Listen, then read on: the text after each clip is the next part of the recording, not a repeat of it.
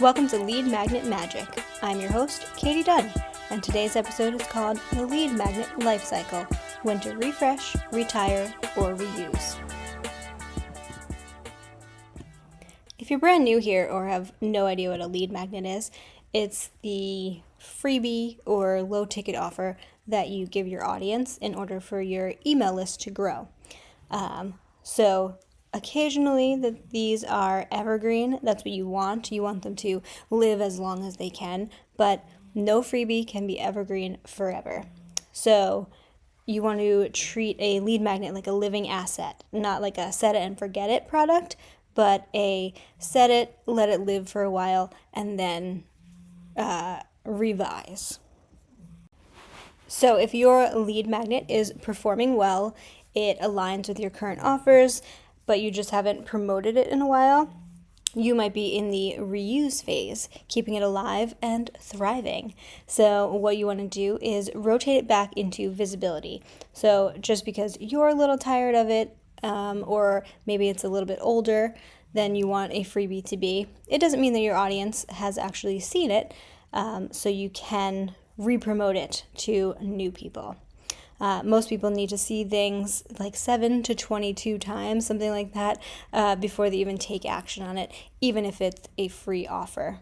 So you can promote it across your platforms, feature it in your email signature, your social media, your podcast show, and your blog. You can talk about it in a new way. So instead of redoing the whole thing, create a little bit of new content around it, or on your landing page for it, you can say, these are the things that you'll find inside of this guide or something like that.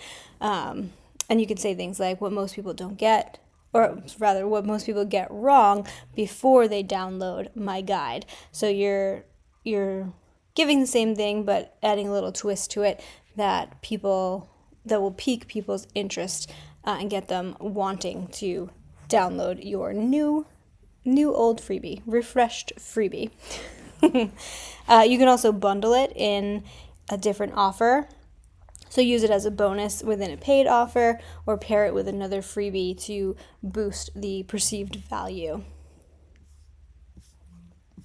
If your content is still good, but it's feeling a little stale, the branding doesn't really match your current look, the opt-in rate is maybe dropping, or feedback suggests it's not hitting right, it's not leading people into the customer journey that it needs to, then you might be in the refresh stage.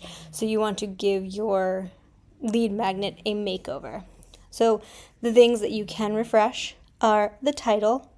You can add punch, personality, or clarity. Consider altering it to be benefit focused as opposed to feature focused. You can refresh the copy. So update any old stats, reframe the intro, clarify confusing sections, anything like that. Make things that are too long a little bit shorter. That works as well.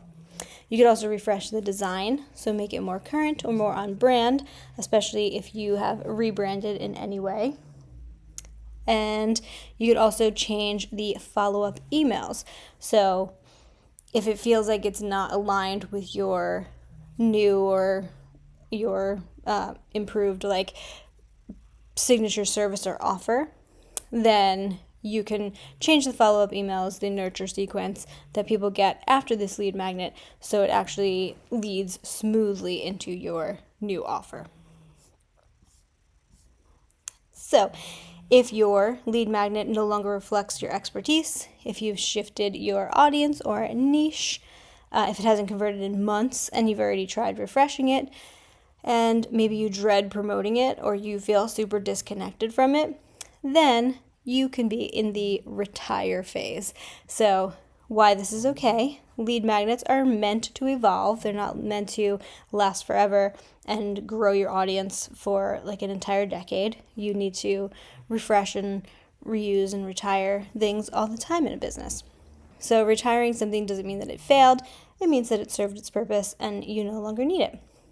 Sometimes it just clears space for something new, like a new download idea, a quiz, or a training. What should you do with it? You can archive it in your back end.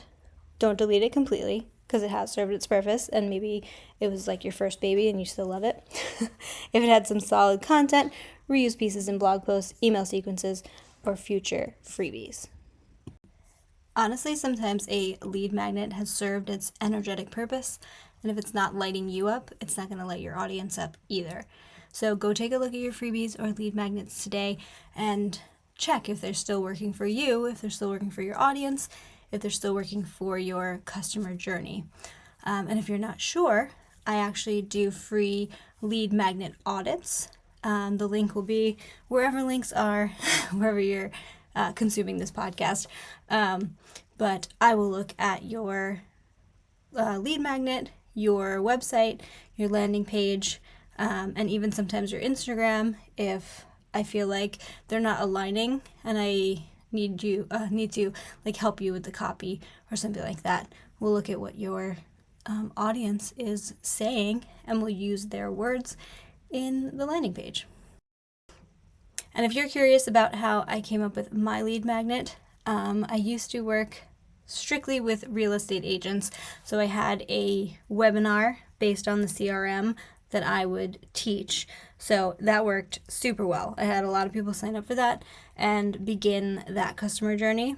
But because I have pivoted into just helping digital entrepreneurs in general, I first made a freebie that was Funnel Fundamentals, which I like the name of it and it's fun to say, but it was not converting well at all. So it's actually part of my Love Thy List program, but I felt like maybe it was too boring because it was very technical.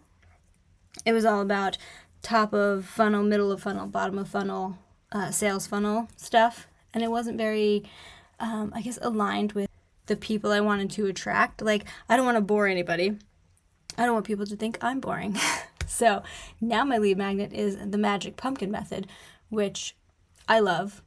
As soon as I came up with it, I was like, yes, this is very aligned. It makes total sense, and it's going to help a lot of people. So I did have to retire my first lead magnet and send it somewhere else. Not retire, rather, I had to reuse it and send it somewhere else. But now I have the Magic Pumpkin method, which will also be linked wherever you see links. And it's all about the very first step that you need to do with your lead magnet. It will help you not get overwhelmed and really think about the first step of your customer journey. Anyway, again, please sign up for a free lead magnet audit because that is the thing I'm doing in my business right now that's really lighting me up, and I want to help as many people as I can.